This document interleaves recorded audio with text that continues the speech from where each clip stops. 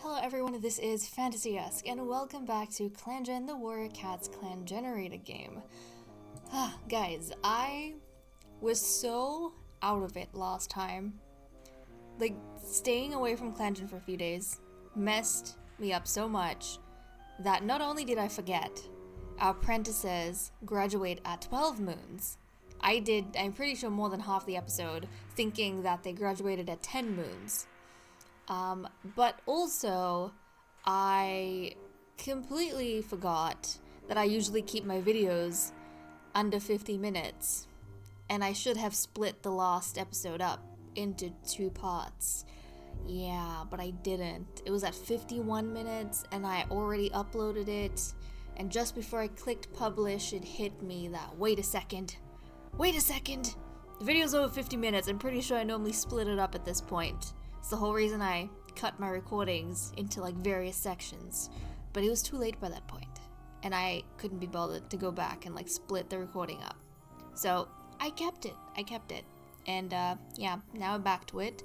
I have finally remembered the guidelines that I set for myself, and also when the flippin' apprentices graduate, so hopefully this time around we shall have a better time of it.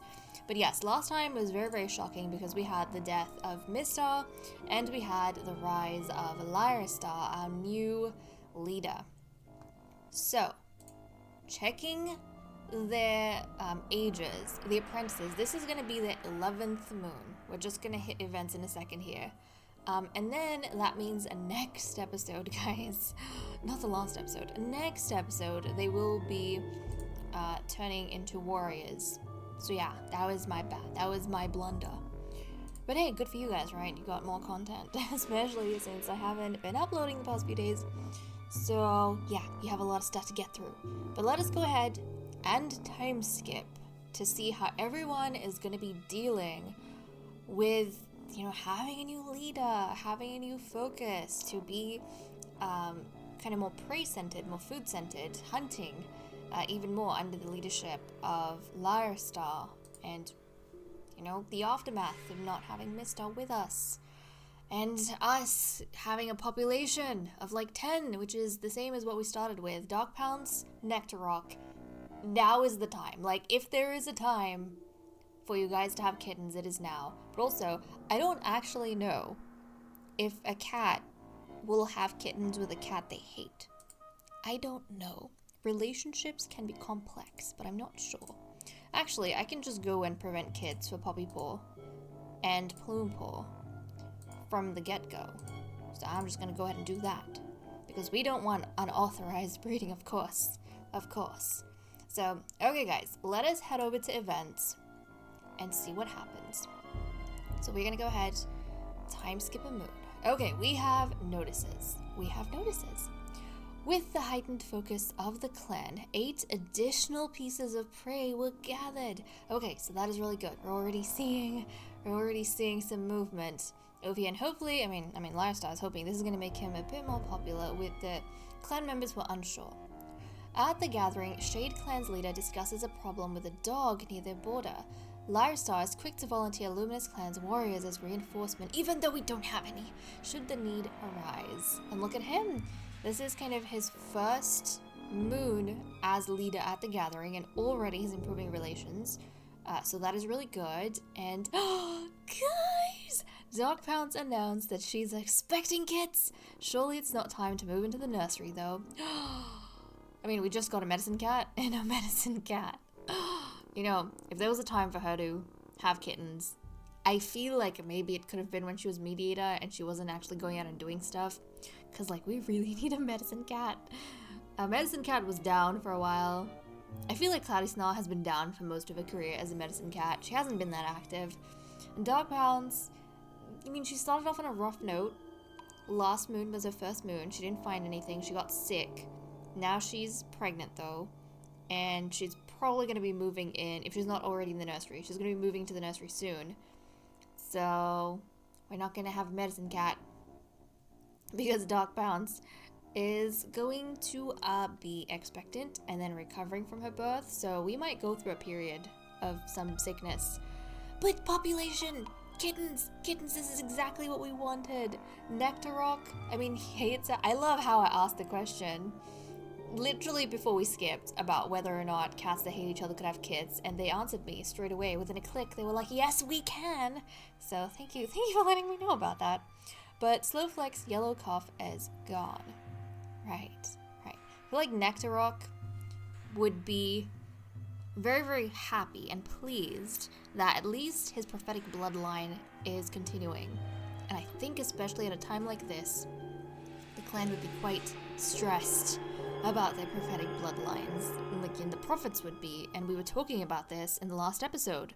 So, Dogpounds, thank you so much. Thank you so much. We'll have to check up on her age. I think she's kind of up there right now. What is her age actually? She's 88 moons. She's gonna be 90 moons by the time she has this litter. So I don't actually know how many kittens she's gonna have. Cloudy Snarl, I feel like Cloudy Snarl was a lot younger when she had kids, I think. We'll have to see. But also, things are dangerous. I mean, Cloudy Snarl's kids, she had like a litter of 3 and we lost one of the kittens to kitten cough. So I feel like in expanded mode, larger litters is better because when you have smaller litters, the chance of losing your kittens to something, one thing or other, is so much higher. So Dogpounds, we want a big litter. Please give us a big litter of kittens. Okay guys, let us jump into relationships and see what is happening.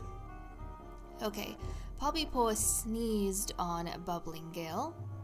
Okay, not too great, especially because Bubbling Gale is currently grieving Poppy Paw. Bubbling Gale prevents something from falling on Poppy Paw. Look at that. He's so nice. Even though Poppy Paw, I feel like she's been so spoiled by her parents, she's gotten a bit of an attitude now. Despite that, Bubbling Gale is still being like really, really sweet. Bubbling Gale asks Dogpounds to go fishing with him, but they keep getting distracted by each other.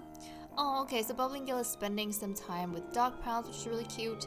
And at this point, I think Dogpounds has announced her pregnancy as well. So maybe Bubbling Gale feels like, Dogpounds needs some supervision. Because she, is now Medicine Cat and she wants to go out, but she was so enthusiastic that in the last episode, she just, bounded off into the snow without a plan, and then she didn't get anything done as Medicine Cat, and then she got really sick. So I think Bubbling Gale feels like he needs to fuss over her a little bit now that she's pregnant. Okay, Dogpounds is able to work together with Poppy Paw, which is quite nice. Dogpounds settles near Plume Paw to eat her fresh kill. Okay. And the other thing, last episode, I spent so long basically, getting excited over the fact that it was their apprentices' last moon. But no, it wasn't. This is their last moon as apprentices. So we still have some space to cram experience in.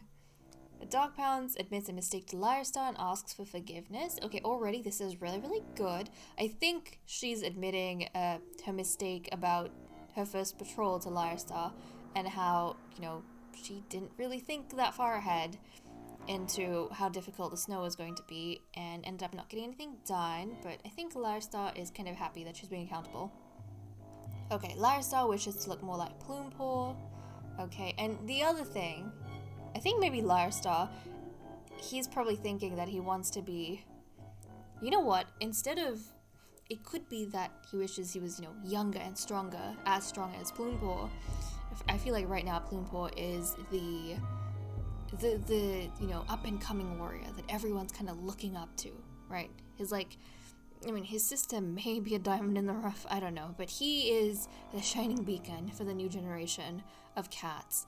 So there is that, the age factor, but also, because Plume Paw had such a close relationship with his father in terms of their vision for the clan, and Plume Paw has prophetic blood in him, I think maybe this interaction is Lyrestar kind of wishing that he had some of that prophetic blood because that would maybe consolidate his position as leader a little bit more. Okay, Plume Paw compliments Slumber Roach's name. These two have actually gotten a little bit close, I feel, and literally their closeness came from complaining about Bubbling Gale. Okay, Slumber Roach runs into Plume Paw at the medicine den. They both have a tummy ache from two halves of the same prey. So yeah, they're spending a lot of time together. Cloudy Snarl and Liar Star have to break up a fight between their clanmates. What? Okay, so this one I feel like is a bit... It's between clan mates. A fight between clan mates. So I think what we're gonna say is that whoever Cloudy Snarl has the least relationship with and whoever Liar Star has the least relationship with, they're the ones who are fighting. So let's check Liar Star. Who do you have the least relationship with in the clan? Bubbling Gale. Okay, who was Bubbling Gale fighting with? He was fighting with... Let's see. Not Liar Star. Dark Pounce. Because Liar Star's breaking up the fight. Dark Pounce. Okay. So Bubbling Gale and Dark Pounce were fighting with each other because of something. And Cloudy Snarl and Liar Star had to break it up. You know what? Right now, Dark Pounce is like so happy that she has freedom and she was the only anti-loyalist of Mistar. But then Bubbling Gale really, really felt like Mistar was, you know, his stability emotionally between all these cunning and conniving cats. That maybe Dark Pounds made an offhanded comment about how the clan is so much better these days.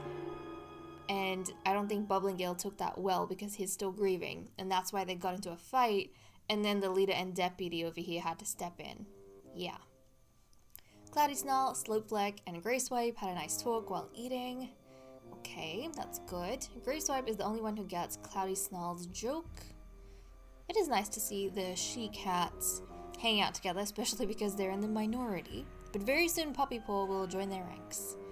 Grey Swipe doesn't like that clanmates trust Nectarrock more just because he's older. Okay. So by clanmates, let's say it's whoever the two cats she has like a close relationship with. That would be Slumber Roach and Slopefleck. Okay. And apparently what? She hates Nectarrock. What?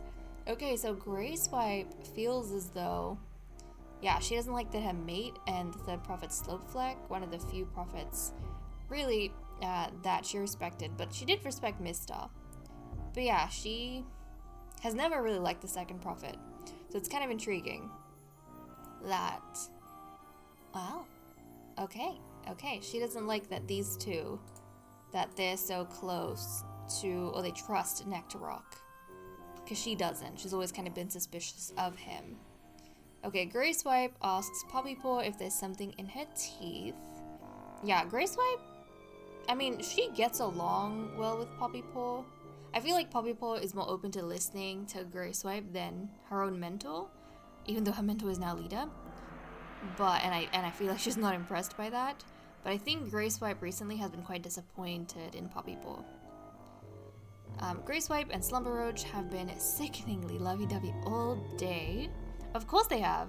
After the trouble Slumber Roach made, I think Grey Swipe has started making more of an effort to keep him engaged because she's realizing that if she leaves him unattended too long, he's gonna start causing trouble, like a kitten.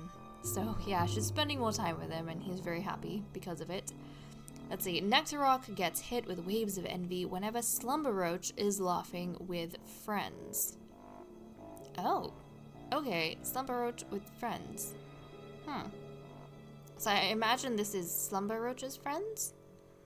Who is Slumber Roach close to? His non-mate. Slopefleck and Liar Star. Okay, and Nectarrock is kind of jealous of these guys kind of hanging out with Slumber Roach. Okay. Let's see, Nectarrock spent the day arguing with Grey Swipe about whether she stole something from Nectarrock. Oh no, Nectarrock. Oh no. This is like back in the day when Nectarrock was a young, spry deputy, and he was misplacing things and blaming Bubbling Gale for stealing stuff from him when he wasn't. Oh no, guys, do you think is he forgetting? Is he being forgetful now in his old age and he's starting to blame Grey Swipe for like the same kind of things? Slowfleck can tell Slumber Roach worries about his health and safety.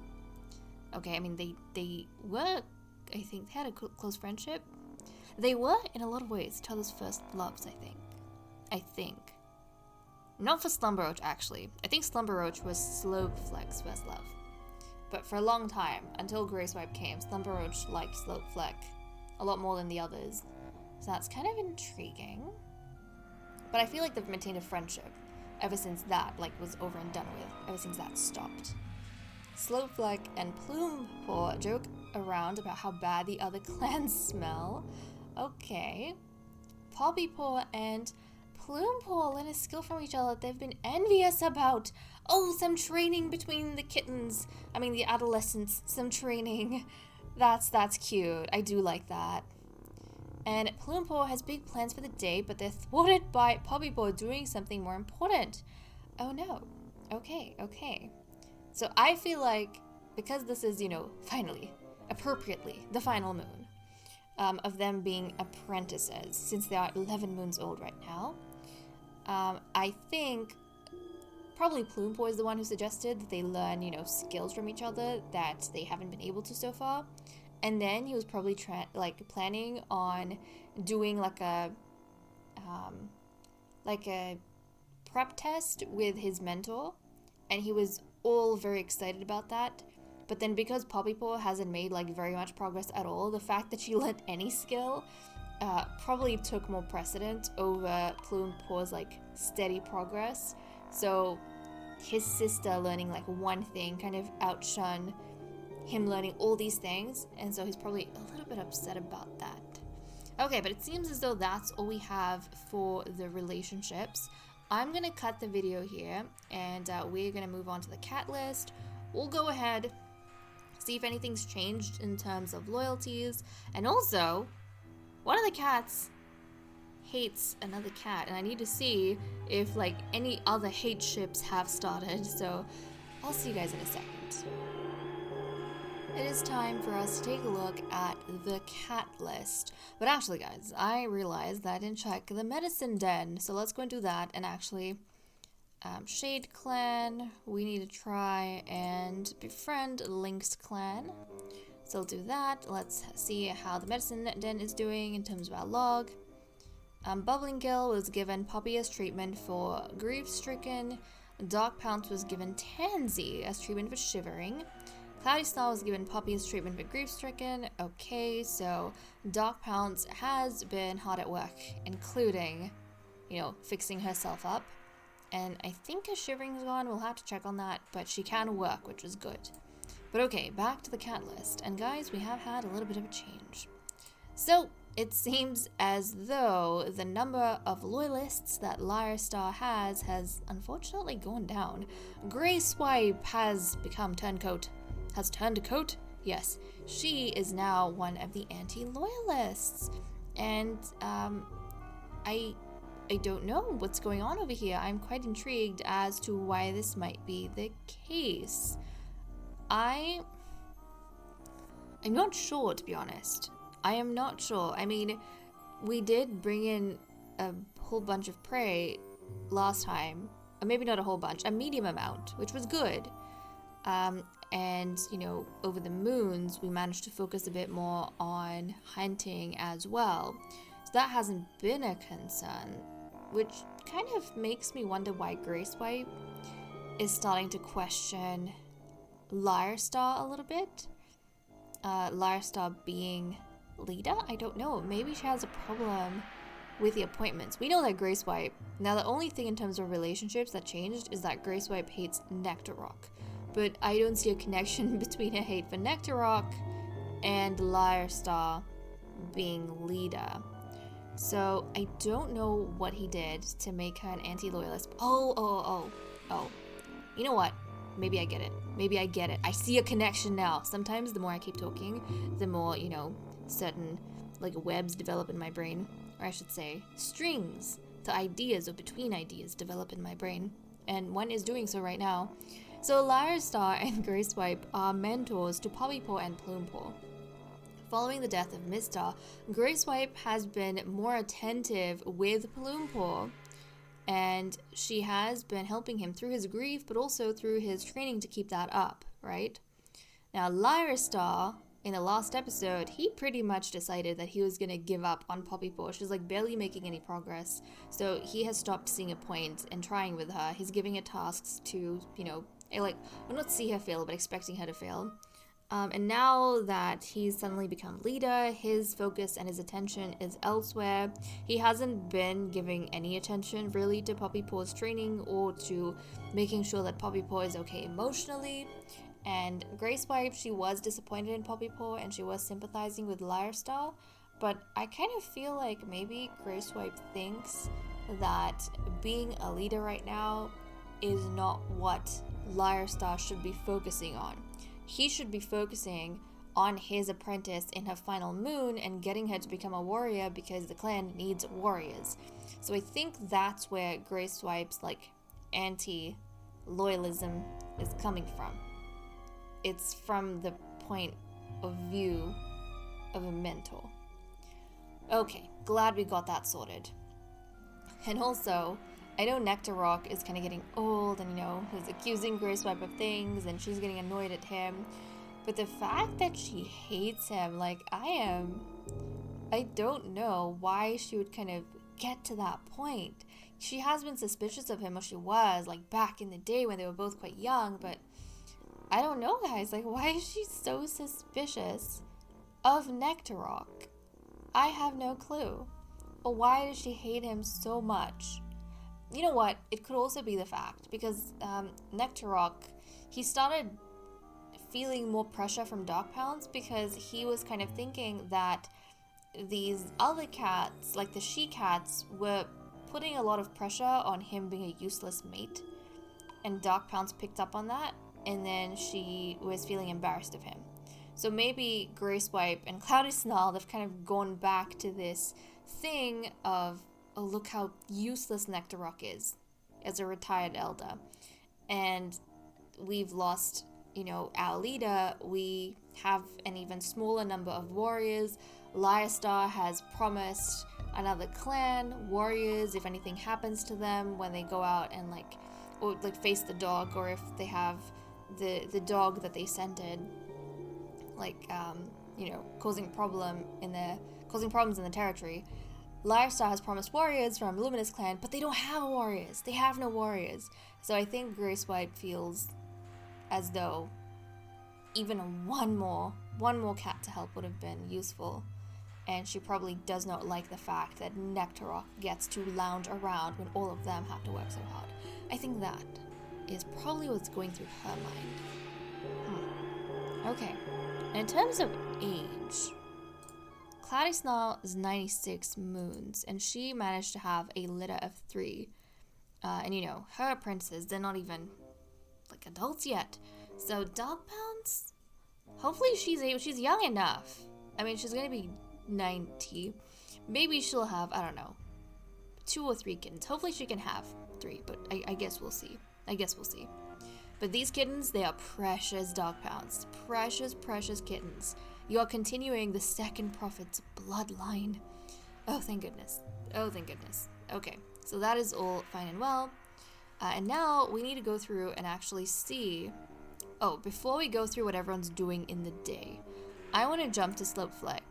And I actually want... I love how we don't need mediation. But also, I wouldn't have been able to do mediation, I think, in the last episode, because Slopefleck... It didn't even cross my mind, but Slopefleck was actually unable to work. For some reason, he was sick or something.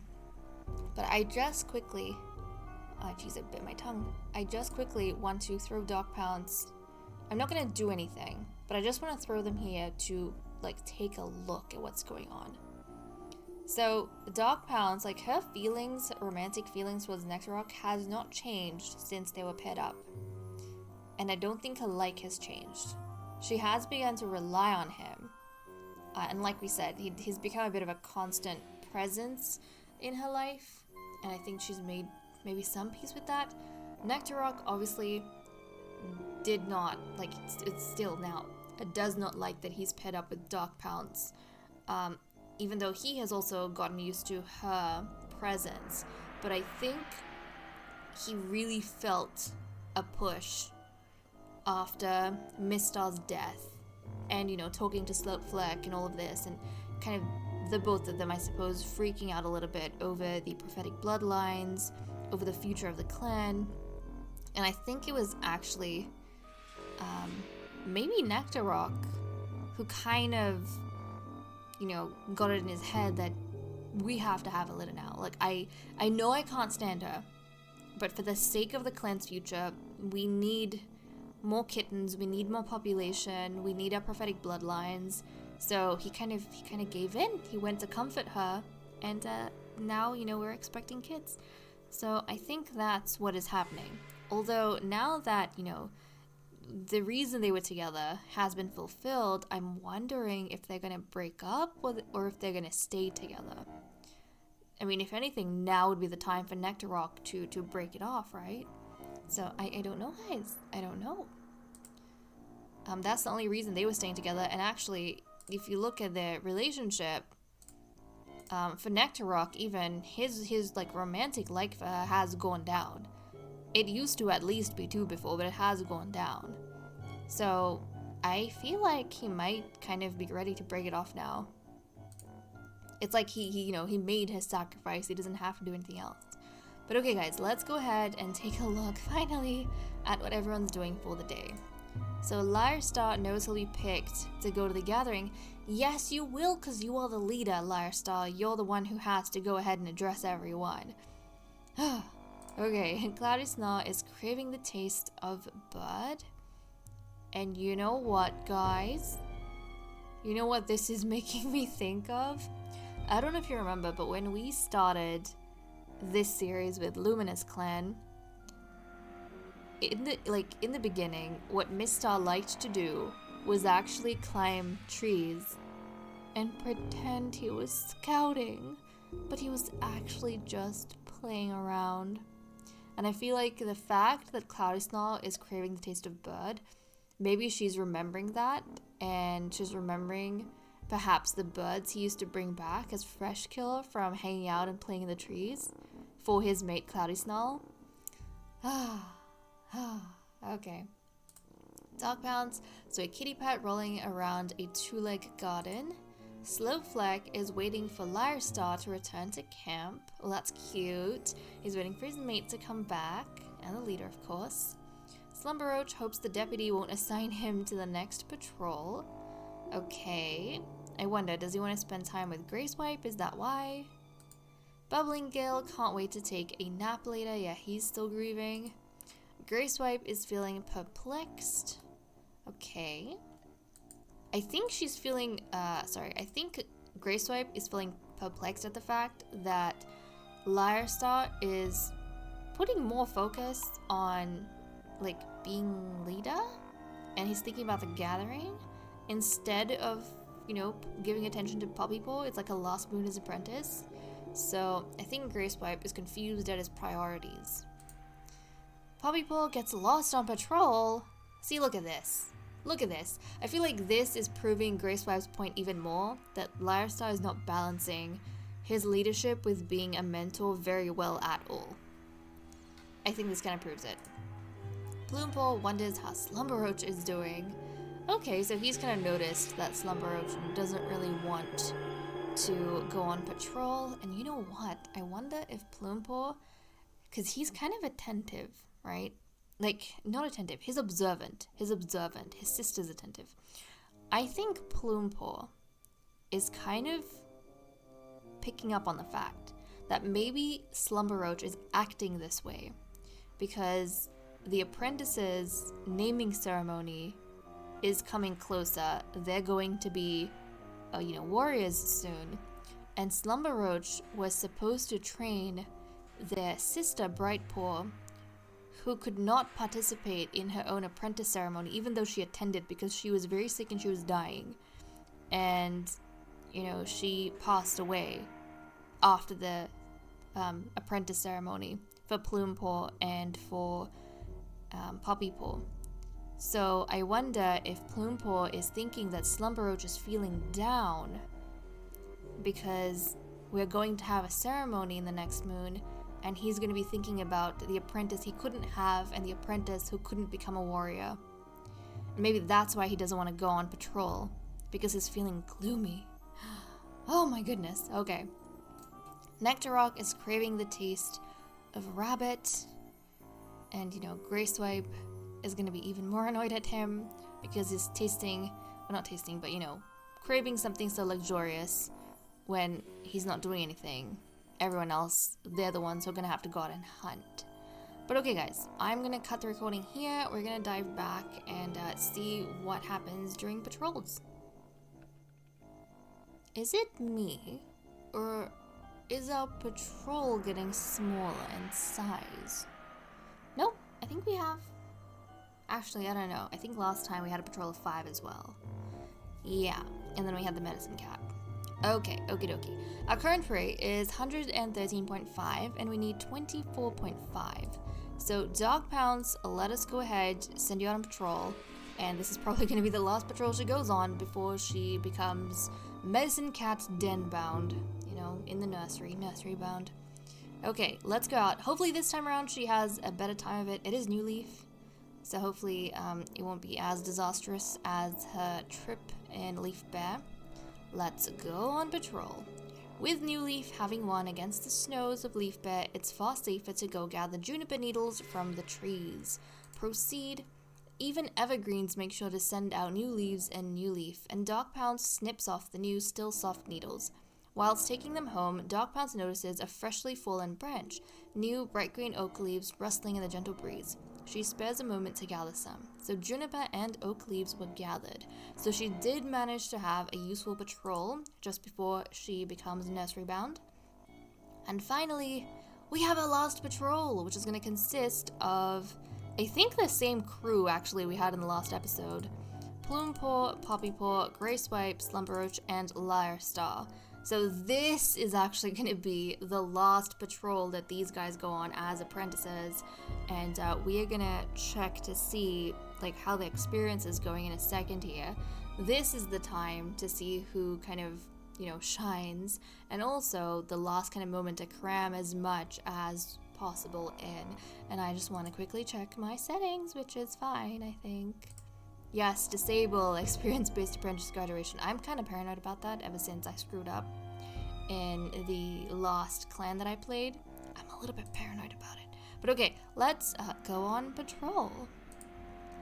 Lyrestar is showing several apprentices the border and points out some good spots to keep watch on specific parts of it. Okay, so yeah, this is very much focused on the apprentices. So Lyrestar, you know, as leader and mentor, is kind of guiding them a little bit and showing the apprentices some important things over here. Proceed.